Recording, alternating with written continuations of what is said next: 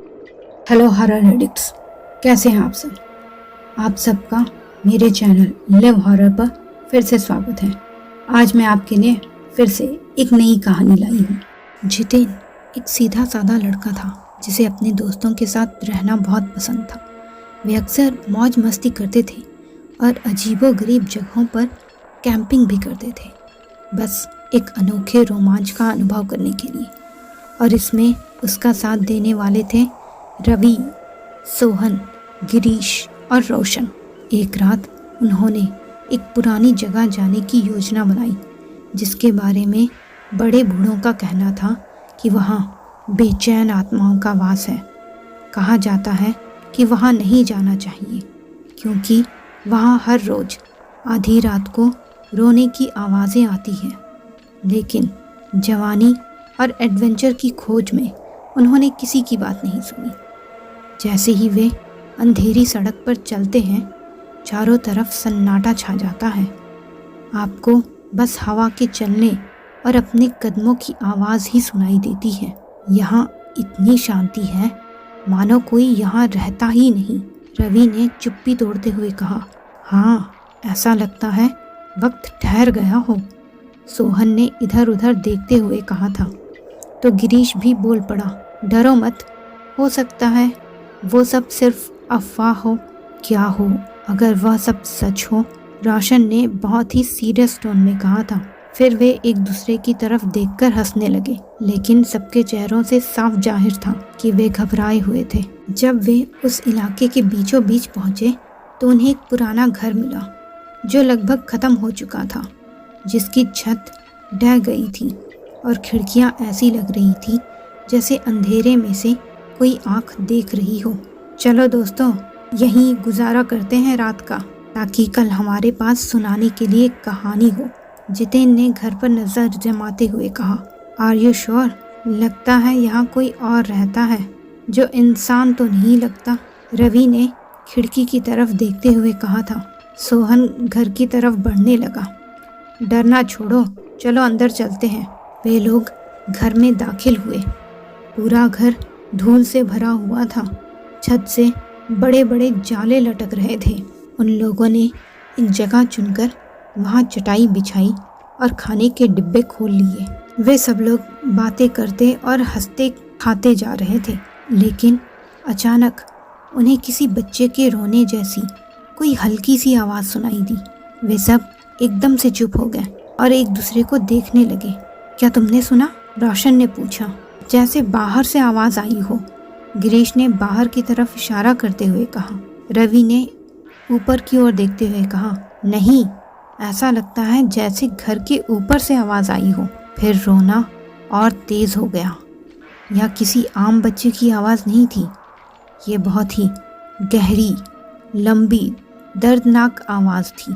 घबराओ मत, हो सकता है कोई बच्चा यहाँ छूट गया हो, जितेन ने हिम्मत करके कहा। इस समय आधी रात हो गई है, यहाँ कौन बच्चा छोड़ेगा? सोहन ने तुरंत जवाब दिया। जब वे बातें कर रहे थे, ऊपर का दरवाज़ा अचानक से खुल गया। हालांकि हवा चल नहीं रही थी। पुराने पेड़ ऐसे कांप रहे थे मानो उन्हें कोई हिला रहा हो। रवि उठकर खड़ा हो गया। मुझे अब और एडवेंचर नहीं चाहिए। शायद बड़ों वाली कहानी सच हो। हमें यहाँ से चलना चाहिए। रिलैक्स, शायद कोई बिल्ली होगी। लेकिन जब उन्होंने झांका तो उन्हें कोई बिल्ली नहीं दिखी। उन्होंने जो देखा वह एक इंसान जैसी परछाई थी। सिर्फ परछाई, लेकिन उसका सिर लटका हुआ था। वह धीरे धीरे उनकी तरफ आ रहा था। उसको देखकर सब लोग उठ खड़े हुए और सबके रोंगटे खड़े हो गए।